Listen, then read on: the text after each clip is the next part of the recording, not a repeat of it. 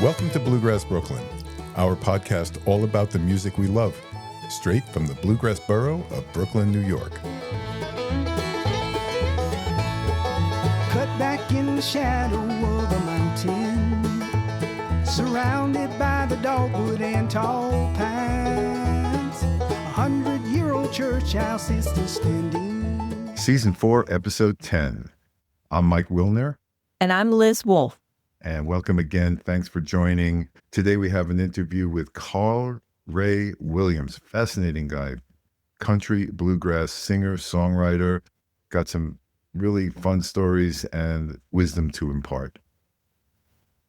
We also have another jam talk for you today, and it's about how to prepare a song to bring to a jam for the first time. Important skills. So that's going to be fun. Liz, what do you got going on? Bluegrass. Yep. First of all, want to make sure everybody knows that the early bird tickets for Jam Jersey go on sale until January 15th, so you only have about another week for that. Please jump in. I'm telling you, those hotel rooms are selling out. Excellent. And for me, I'm really looking forward to seeing friends of the show, Andy Statman and Gene Yellen, along with Terry McGill on banjo, at the Jalopy Theater on January 18th at 7:30. Yes, and that is a busy day for music lovers because Bruce Molsky, who will be on the show very shortly, is also playing at the Westchester Bluegrass Club on Sunday, January 18th, but earlier in the day. So David Sussman, if you're out there listening, you could go all the way from Westchester, watch an amazing show, and head out to Jalopy to see our friends in the evening as well. Absolutely. And speaking of Jalopy, do not forget that Della Mae will be there on January 28th, and you do not want to miss that show. Come on out and have some fun with us. Absolutely. And one more thing is on January 16th through 18th up at the Ashokan Center, there's the Jamuary event, which is going to be a Wernick-based weekend with another friend of the show, Austin Skelzo, and a host of others. Yeah, including me. I will be one of the Wernick coaches that weekend. That's right. We'll be doing remote podcasting, so come on up and meet both of us. It's going to be a fun time. Please remember to follow us at Bluegrass Brooklyn. Brooklyn spelled BKLYN. You can find us on Facebook, Instagram, TikTok. You can visit bluegrassbrooklyn.com. And if you're looking for jams in Uptown Manhattan, Riverdale, the Bronx, even New Jersey at this point, and soon the entire world, visit bluegrassjamsnearme.com. So anything else, Liz? No, that's it. Let's get to the interview. All right, let's roll. In the sanctuary, you can feel God's presence there inside. Where they pray, Like they know God's listening, and they shout. So here we are with Carl Ray Williams, bluegrass and country artist, but so much more. I think you guys are going to really enjoy meeting him as much as I have. So Carl Ray, first of all, thank you for joining. Man, it's my pleasure. Good to see you again. I'm Yep. glad we were able to connect after a great time in the IBMA. That's right. We're strolling around the IBMA floor. My executive producer, better known as my wife, said, I met this guy. You got to meet him. So I am really glad we managed to connect. So let's start here. You have quite an interesting background, and I'm really curious to understand how you got from where you started to where you are now, career and focus-wise. So if you wouldn't mind giving us the origin story a little bit. Yeah, man, be my pleasure. First of all, thank you again for having me. I'm excited about being here and hope your listeners get to know me a little better. And, it was really not necessarily my musical journey, but it's more about my life story. I grew up in Houston, Texas, and there at a young age, like many young people, trying to find purpose, trying to find out, hey, what do I, who am I, where am I going? And like most young people, you find a group of people that you connect with to try and say, I belong. And this particular group that I joined was a singing group, and this group was called the Supernaturals. A great name. Yeah, and it's because we had all these big afros at the time, so it shows you how long I've been around. But we had a singing group, Mike, and we were, not to toot our own horn, but We were very, very good. And we ended up opening concerts for a lot of these major artists like the Spinners, Earth, Wind and Fire, and just the BB King. The list goes on and on. And we eventually got this production deal with this guy by the name of Willie Hutch, who's most notable for a song called I'll Be There by the Jackson Five. Yep. Yeah, we were in LA, had driven from Houston to LA with plans on making it in the big music field. And we, at that time, you could literally go up in the elevator and go up to the floor where Motown was located. And we got out of that door and we walked up, four of us and our manager at the time, and we said, "Ma'am, we'd like to see Berry Gordy." And she did just what you did. She laughed and she looked at us and she said, "You boys are so cute. Does your parents know you're out here?" And so we said, "Yes, ma'am. They know." And she says, "Well, Mr. Gordy doesn't see just anybody like that." She says, "But I'll take your information, your number. If he's interested, he'll call you." So we said, "Okay, we came a long way. We really need to see him." And so we turned around and went back to the elevator, Mike. And when we got in the elevator, right before the elevator door closed, steps in two gentlemen. One guy was Willie Hutch, and the other guy was with the Temptations. Huh. And they looked at us and they said, "You boys look like you're singers, your group." We said, "Yes, we are." And so they said, "Well, sing something for us." Talk So we're about going pressure down. on the spot. Yeah, yeah, yeah. So we're going down the elevator and we're singing a cappella. And when we get down and we get off the elevator, Willie Hutch said to David, he said, "Okay," he said, "so which one of us are going to work with these boys?" And he said, "Well, I saw him." David said, "I saw him first." And Willie said, "No, I saw him first." And so they decided to flip a coin, heads or tails. And they flipped the coin. Everybody looked up in the air, watched this coin flip, flip, flip, flip, flip, hit the ground, and it started going around and around. And we were just waiting to see. And it landed on heads. And that meant Willie Hutch was going to work with us. So we started working with Willie Hutch at that time on a production deal with Motown. The net of it was we didn't get that deal with Motown because Barry at the time felt like we were too close to the Jacksons. Mm. And so that broke our hearts as a young group because, Motown, man, it was the thing. And we went back to Houston, and my music teacher, Joe Addison, after we spoke to him about our trip, he said, "Well, don't give up." He said, "I've got a friend of mine. His name is Johnny Nash, and I think you Yep. guys ought to meet him." So he called Johnny. Johnny brought us in. We sang for Johnny, and Johnny started working with us. And the group was just different from what he wanted us to do. And so the guys got discouraged, and they didn't want to do it anymore. And so Johnny said, "Well, here, Carl, here's a guitar. And if you want to learn more about this business, I'll teach you. I'll teach you how to play guitar. I'll teach you how to write. I'll teach you about publishing. I'll teach you about the business of music, Right. not only about music, but the business of music." Right. And then as I began developing more as a writer, the songs took on a different shape. And being a publisher, John would send me out to play songs for people, or if they would come to Houston, he'd have me playing songs. I remember he called one day. He said, "I've got somebody coming over for dinner, and I want you to come over and play these two songs for her." So I get there, and he says, "Carl Ray, this is Roberta Flack. Roberta, this is Carl Ray." And I said, "Who? Wow. Roberta Flack?" I dropped the guitar. I said, "No, no, no, no." I just said, "No, no, no. You're not doing this to me, man." Roberta Flack? But she was so sweet because I remember her. We spent about 2 hours together, just really just talking and eating barbecue. And I played the songs for her. I had many experiences like that with John where he would say, "Somebody's coming over. I need you to do this." And so that's how I got my writing start. And he encouraged me then to start thinking about country music. So I would start focusing on more of country and really just trying to write a good song and let them record in any genre they want. The important thing is try to become a better songwriter. And that's really my passion is songwriting. Uh-huh. And singing tight harmonies with my family growing up at reunions and in church. It also reminded me of bluegrass.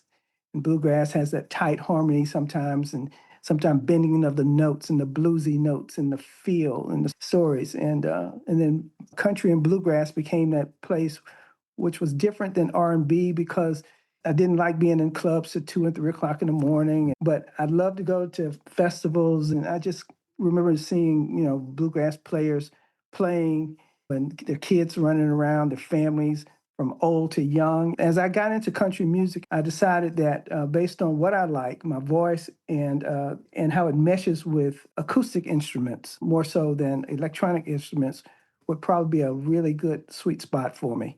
And began to just become more serious about bluegrass, understanding it more, Right. connecting with people and writers. So I see music as really that gift God's given me to be used to open up the door, to say something, to do something, to be something, because I'm not going to be here always. Wow. I'm firmly convinced that we are each other's angels, and music is a unifying and powerful force that we're able to spread joy and unity through playing music together, and we're making a real positive contribution to the world. Way to be without music, buddy. I haven't found a culture yet that doesn't have music of some form. Everybody does it. Everybody does it. There's a couple of things everybody does, and music is one of them. So Absolutely. you had a business career. Do you mind telling us a little bit about that? One of the things that I'm so grateful for that Johnny Nash told me early on, he said that the music business is iffy. You never know what's going to happen, Carl. You never know. So you can't bet at all totally on it. You just have to be very practical. So he said you should have your dual strategy. He said, build your music career, but also build long-term your retirement. You're going to need something to take care of you, your family. So he was very practical in that sense. Mhm. So I decided to go back to school. Some of my musician friends used to call me schoolboy. The Yeah. schoolboy's not coming out tonight to play with us because he's studying, schoolboy studying, So I eventually started working in Atlanta or around the country for the Coca-Cola company. Uh-huh. I ran what's called on premise for the Coca-Cola company. That's anywhere Coke or their products are sold on premise, whether that's the stadiums, and I did it for East Tennessee, so Dollywood, UT Right. Stadium, all the restaurant schools, you name all those places where we make memories. Right. Eventually, I came here to Atlanta and worked for them here. There you go. From Coca-Cola to country bluegrass music artists. It's a great leap. But I think that dual strategy thing is probably a very important idea for a lot of musicians, so that people aren't turning their music into something that they dread, they don't want to do. They have to do yet another gig or 3 gigs a day or 4 just to kind of feed the cat and pay the rent. Amen. Yeah, that may take some of the joy out of it, which would be a shame. So you play guitar? Yeah, play guitar. And I remember, around that dual strategy, I would go to Nashville. And back in those days, you'd go and you try to get people to invest 40, 50, 60, $100,000 in your career because you thought you were the best thing since sliced bread. But I learned very quickly how many people are jockeying for that piggy bank. Right. And so that dual strategy came in handy because instead of going with my hand out to Nashville, which I was doing initially, I had enough revenue and money to go and become a revenue stream for a lot of those people who were musicians. And Right. they saw me as a revenue opportunity because they had to pay their rent. That really connected me with the community because I didn't go with my hand out. I came with something tangible. Right. And that's what I try and tell some of these younger artists that I talk to. People stop begging, stop trying to think people have this bag of money is going to, invest in you. Sometimes bring something to the table yourself. But yeah, I play guitar. I'm a great rhythm player. I can pick a little bit, but I can't pick like Billy Strings, right? So Not many I don't can. think anybody can. Right. So don't feel bad. Right?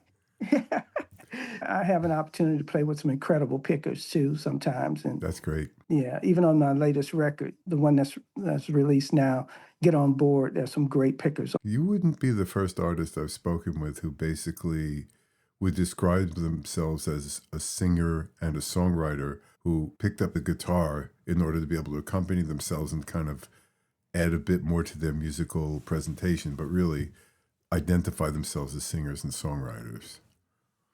John would send me here and there to play these songs. And I was a little self-conscious because I didn't feel like I was the best guitar player. And singing around him, Yeah. who I felt was an incredible singer, I wasn't always sure of myself. But I said, nobody's going to tell my story like me. So I need to tell my story. Yep. And so as a part of that, I would go and play. And then what happened was I'd get a call or two and they would say, hey, would you come back and play this or that song? Or we got this show going on. Would you come and perform with us? And they pay me, $1,000 here or $800 here for, Right. 30 minutes. And I said, man, I could get used to this kind of money. I could, so I kind of got pulled into the music. I think it's all a journey, Mike. It's not about any big secret door. You never know where the door is. You never know what's happening. You have to really play for yourself and let people experience you playing the music. I mean, you got to find joy sitting in your room with your guitar and singing to yourself, and that emotion that you feel and that whole energy you feel is what people who come to see you should feel. Yeah. Very And much. so it's not necessarily about making money per se, but it's really about leaning into your passion and what you love. It's funny you should say that. Having spoken to a number of really prominent artists, I would ask the question of, especially of instrumentalists, because instrumental practice can be deadly dull. Just sitting there sawing away on scales or whatever. I said, well, what's your best advice in terms of practice strategy? And everybody says, enjoy it. Play what you love. Play it like you love it. Make sure your enjoyment and your joy and your love of the music is coming through. And if you're not having fun, you're doing something wrong. There's a couple of things that really stand out to me about what I've learned about you. And one is how your faith informs your music. And you do a lot of gospel, which is deep in the country and bluegrass tradition. But my sense is it's not, now I need to do a gospel song, let me find one to sing, but I feel that's coming from a very different place of faith. I just wonder if you could just give us a little bit of insight into that part of you. I try not to get too deep about this, but I do know for a fact that I am, and you've heard probably this before, that we're all spiritual beings having these earthly experiences. Mm-hmm. So I believe that. But I don't believe my music should be always with a Bible stick beating people over the heads. But somehow, sometimes what I believe comes out. I'm writing this song now with someone very notable in the bluegrass community. And we were looking for this verse, in this song. And we weren't talking about the good book, but it was very easy to add what we did in the song. And it happens like that all the time. So I don't think about it. It's second nature. I don't beat myself up if I don't mention something about God or, sometimes it's about just good barbecue. It Yep. doesn't have to be holier than thou barbecue, That's right. And so I think people overemphasize or they feel like they got to push their message all the way through at every chance they get. And that's not what it's about. Yeah.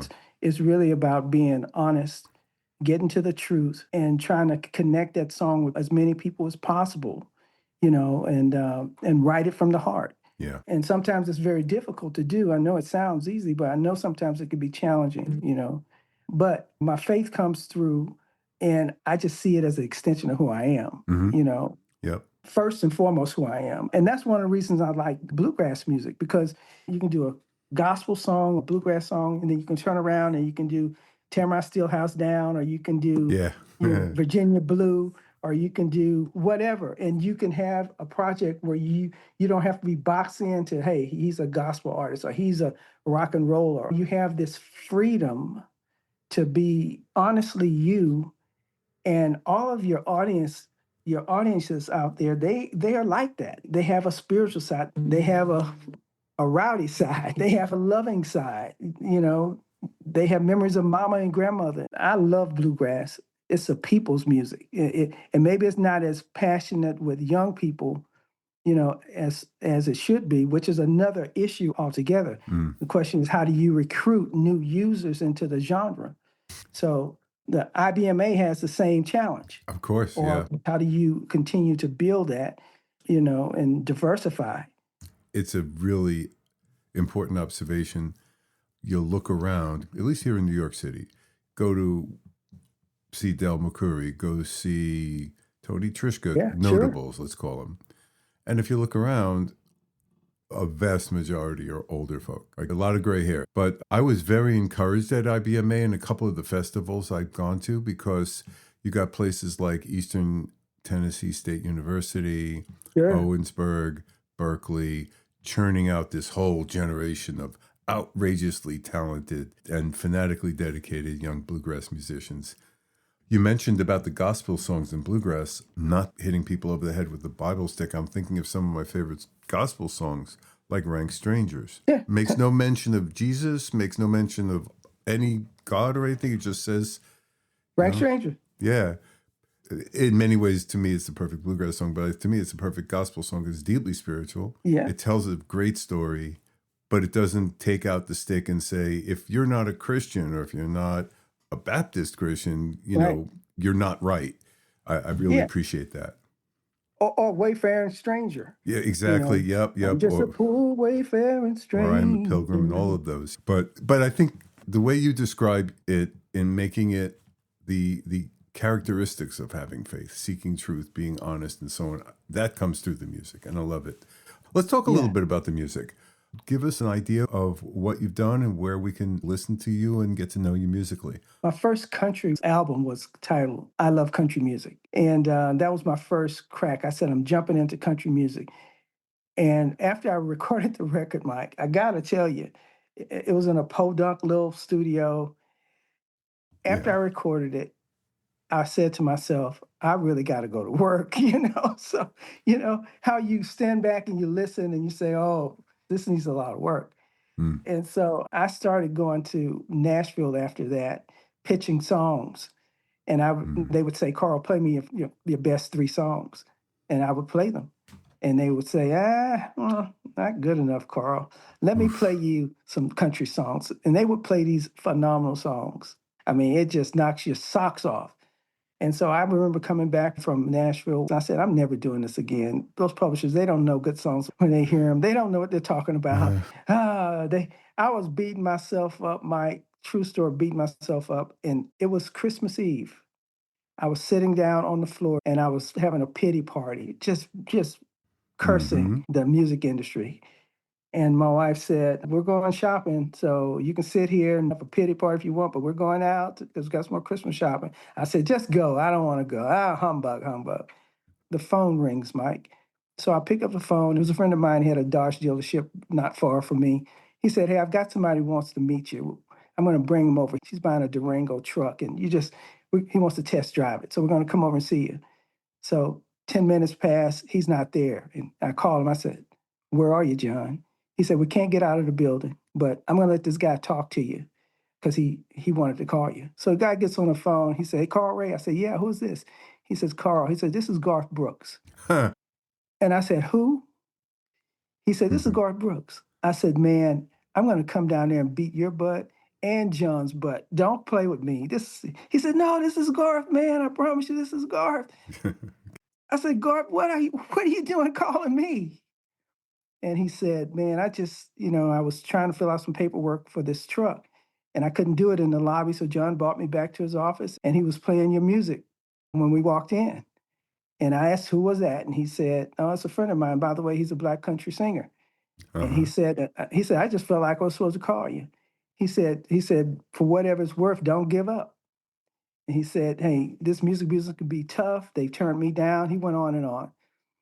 And he didn't say, Mike, hey, meet me tomorrow at the Waffle House. I want to record you, anything like that. We just said general goodbyes. I thanked him. But when I hung up the phone, it was one of those moments where I felt God was personally speaking to me because I was about to quit. And God, what he said to me, he said, hey, just don't forget the one who gave you the gift, right?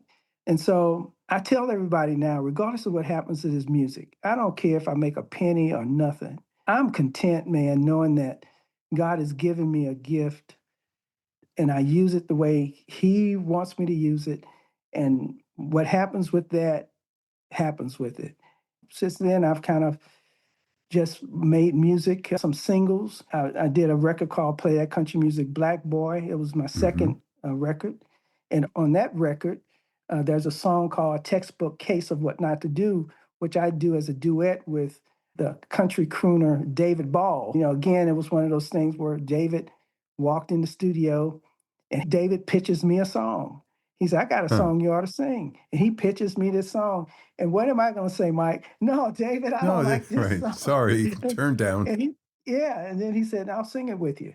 We did that song. And then I did I'm Coming Home, which is a Bluegrass CD. Yeah. That's when I came home. And on that record, my friend and sister, the queen of Bluegrass, Miss Rhonda Vincent, she came down from her throne, congregate with this lowly songwriter. And we did a duet, The Old Rugged Cross, one of her favorites, one of mine. And it went to #1 on some of the Christian charts, and so I was really thankful for that and for her joining me there. Her brother played on that album, Darren Vincent. He played upright bass. Again, I'm trying to figure out, God, why do you keep giving me these great opportunities? And I'm so thankful. And so as I talk to some of my Black friends in my Black communities, they'll say things like, man, why do you sing that hick music, man? Oh, they don't care about you. And I'm saying, man, these people have blood in their veins just like you and I. So I've just been fortunate to work with people who don't see color, who see, let's make some music, man. I want to see you win. When I'm singing The Old Rugged Cross with Rhonda Vincent, and it's magical in itself, but what's going through my mind is not only the song, but what I'm seeing is I'm seeing a community of Black and white together. Yeah. Saying that we share something in common. And so that's what excites me. The music does too, but just to see the coming together and the walls breaking down, that's the power of music. Then I did some singles. Johnny Nash told me once, before he passed away, we were going to do I Can See Clearly Now. He said, but if you do any record of mine, make it your own.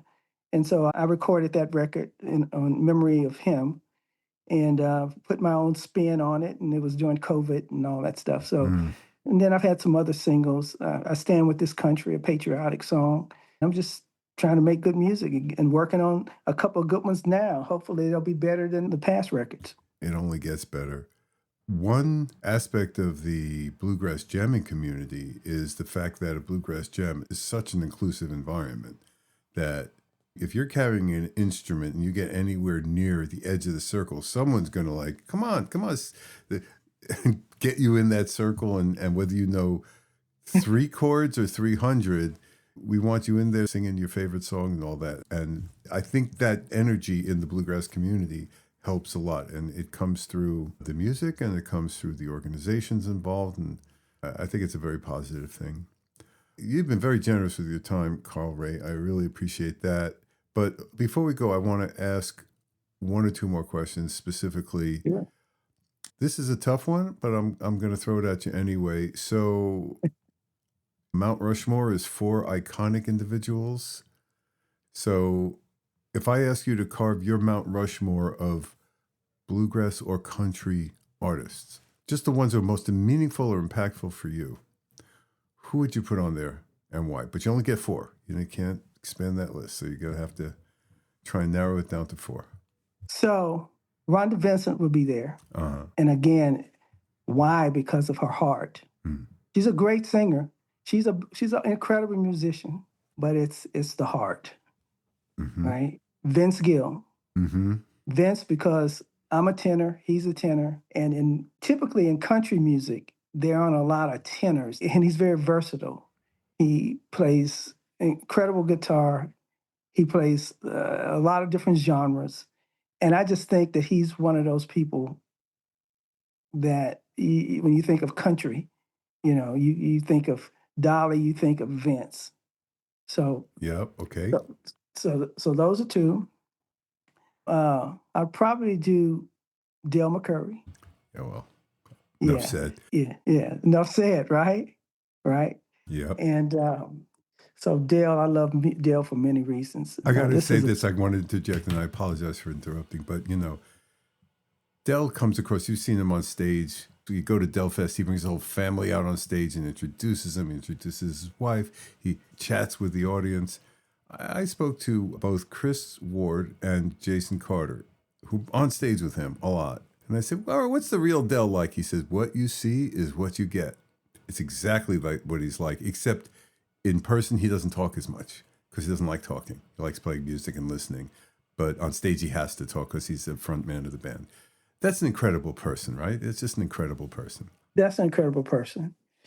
And then, I think last but not least would probably be Bill Monroe, just because of what he means. And people need to remember where the stuff came from. And so that would be mine.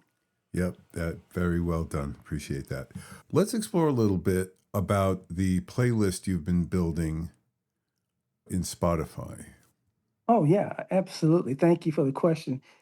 Yeah, this particular playlist came about because I would travel around the country. When you learn about the business of radio, you realize that they only have so many slots to play music. Yep. You realize that the big companies control a lot of that, And so unless you're a roots type of station, podcast or so, the artist really has to fight to have the music played, especially if you're a minority African American artist.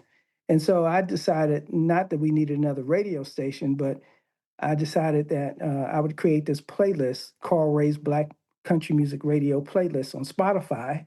Uh-huh. And it has over 2,000 songs, all sung by African Americans. They talk a lot about Beyonce and her country efforts. But a lot of those people on that playlist were there before Beyonce. And not that I'm taking anything away from her. Right. I appreciate any attention to the genre. And when you talk about corporations who have mass stores like Cracker Barrel, Starbucks, and those people who play music inside of their stores, one of the efforts that I'm trying to get going is to make sure they leverage the playlist, especially during Black History Month and those kind of things. They can leverage that playlist. So my goal is just to continue to talk about it, encourage my community to talk about it, and they have. And so it's been a good thing. So I'm excited about it. Yeah, well, you got a word of encouragement from someone at some point, and now you're still here playing music, so you're now making that same word of encouragement to your fellow artists. Yeah, I think that's amazing. What's the name of the playlist again? Carl Ray's Black Country Music Radio playlist. And that's available on Spotify. Okay, so if our listeners want to learn more about your music, connect with your music, etc., where can they go?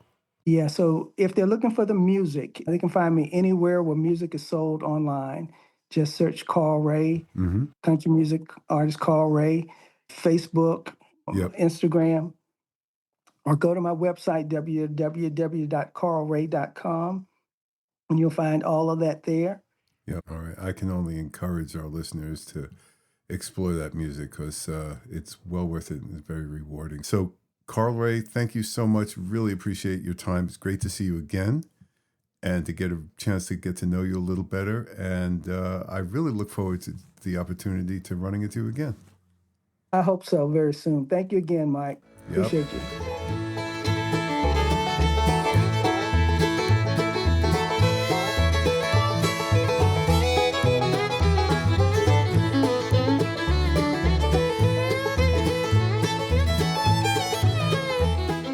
Welcome to another edition of Jam Talk. Liz and I like to sit down and chat about different aspects of jamming and how to be successful and have fun in the jam. So I didn't have fun in the jam not too long ago because Liz was there. So she saw it. I would try to bring forward a song. And as soon as I started, I realized, I'm not that clear on the chords and I'm not sure where I'm going to give people breaks. And I just kind of called a timeout and said, hold on, let's do something else. But it got me thinking that bringing a new song into a jam is something that requires a bit of forethought and a bit of preparation. I think we've all been in jams where someone says, I'd like to do a new song. And then they're conferring with the bass player and two other players, and they're shaking their heads no and nodding their heads yes. And this goes on for 5 and 10 minutes. So let's talk about what we ought to do to be best prepared to bring a song forward. So Liz, in your mind, what's the number one thing that needs to happen in the practice room before we hit the jam circle? Well, I will tell you what I do. And one of the ways I learn a song is I listen to it on repeat. As many different versions of the song as I can. I will just search, I'm on Apple, right? So I search and I'll find Sleep with One Eye Open. And I will listen to every version of it that I can over and over. And when I say over and over, like it shows up at the end of the year on my most listened to songs because I listened to it like 100 times. And I just want to really get it in my bones. And then when I'm practicing it, when I'm playing it, this is going to sound so obvious, but you got to play it a few times before you bring it in. So the number one thing is to be very, very familiar with the song. Know what the chords are. I print it out. I know that's not always kosher. I print it out and I take it and I look at it even though I think I know it. Yep. And I think that that's an important part of the preparation. Really know the music and get it both in your vocal cords and your fingertips if you're playing an instrument. I know if I'm worried about remembering where there's a chord change or what the melody is, I'm not really able to sing confidently or play confidently. Another aspect that I find useful to think about is, well, how many verses are there in this song and where am I going to call breaks? And am I going to call breaks after the chorus and the verse, or is there no chorus? One of my favorites is, for example, Tennessee Waltz, where there's really only one verse. So how do you work that? I remember when I first brought it forward, I sang the lyrics and realized I don't have anything else to sing. And it was going around the jam circle endlessly, solo after solo after solo after solo, getting boring, getting slowed down. And no, this doesn't work. So I need to visualize a bit like, what's it going to be like in terms of the mechanics of the jam? What are the calls and who's going to get, and how are breaks going to be distributed through the song? Anything else come to mind, Liz? Yes. So I think this is particularly challenging for fiddle players and mandolin players. Something that I've noticed is that fiddle players often will not know what the actual chords are. And unfortunately, that leaves the guitar players trying to figure out what the chords are. Right. It's really not that big of a deal to look up a song online and find out what the chords are. And I'm going to go back to my print out one so that you can just show it to the lead guitar player and the jam leader. They can hold up their fingers, 1, 4, 1, 5. And it just anything you can do to help people to help you.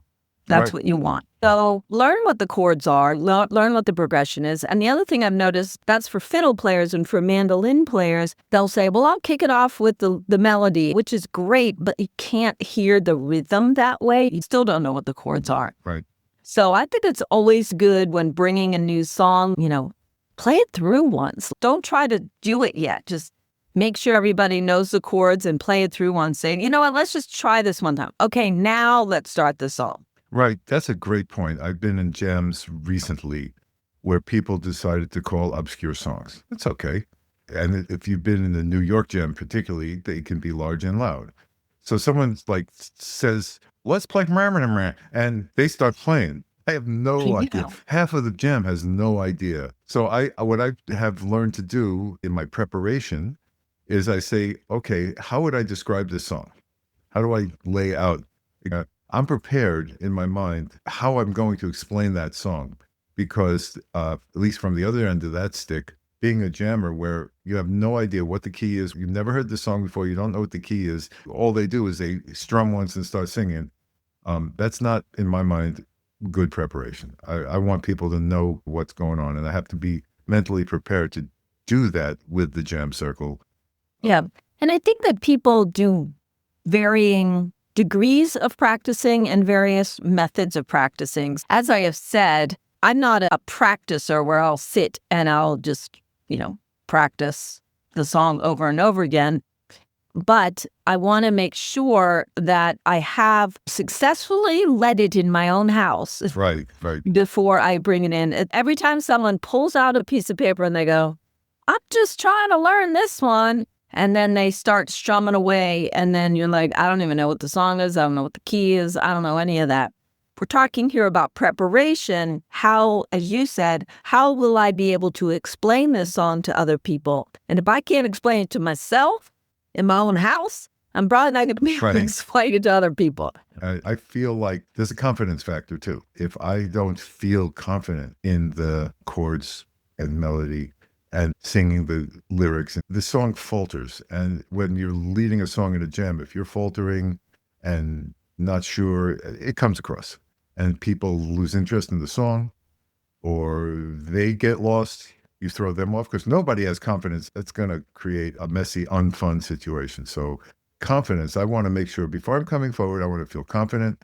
And I think building that confidence is part of what Liz, you were saying, is listen a million times, get that muscle memory in the fingers, go through the visualization of, all right, I'm standing in front of the jam circle. Here's how I'm explaining it.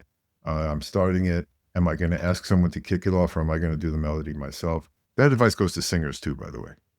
That is true. One other thing I would say is, if you have a new song and you feel you're prepared for it, but you haven't played it with other people, what I recommend is that you show up early to the jam. Show up like 20 minutes early. There's always people that show up early to a jam and say, hey, I have this new song.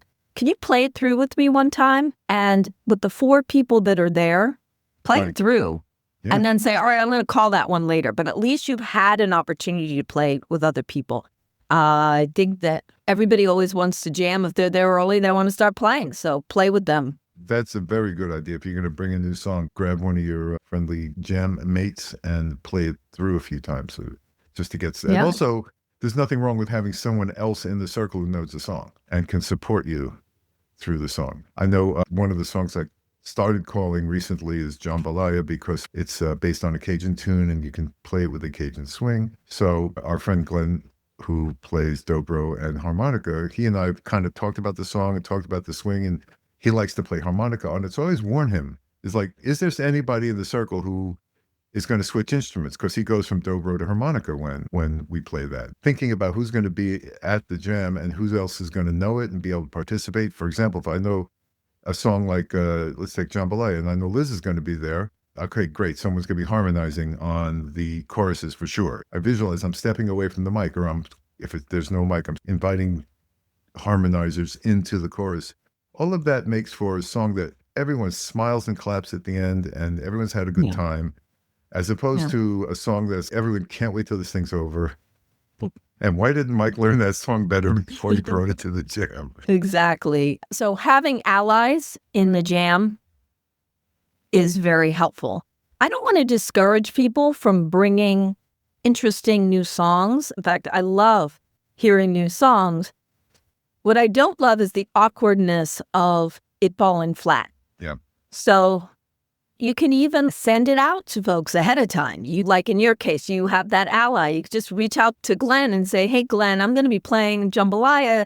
Be prepared, or it'll be my first time. So build up those allies. Expect to spend a minute to teach people about it, and then be prepared to shift if it's not working. Right. I was just thinking exactly that, and maybe conclude with this. Be ready to recognize if it just ain't working, and do that as soon as you possibly can. I know 4 dozen songs I could call, and everybody else knows them, and everyone can just join in. So I've got plenty of standards. So if I'm trying to call a song and it's just not happening, I know as soon as I realize that, I stop, time out. Nope, this isn't going to work.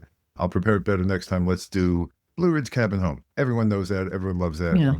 We do that. So I feel like I learned a little something about preparing a new song for a jam today. I hope listeners, you have as well. If you have any comments, please get back to us. We'd love to do jam talks. And if you have a particular topic you're interested in, we'll be happy to jam talk about it.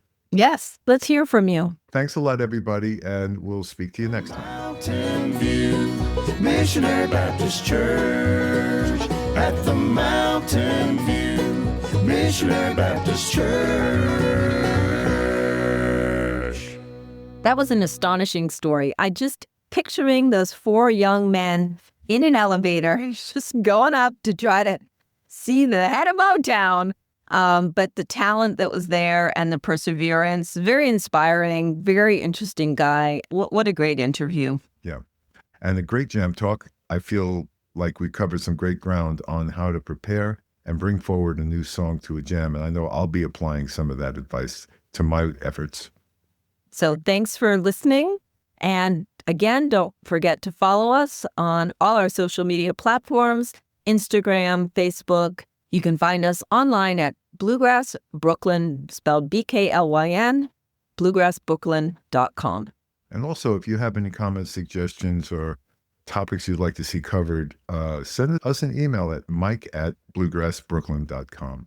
We do love hearing from you. Oh, yeah. We'll definitely respond. Okay. I think that's about it, Liz, right? Yep. Thanks for listening. And we'll see you around the jam circle.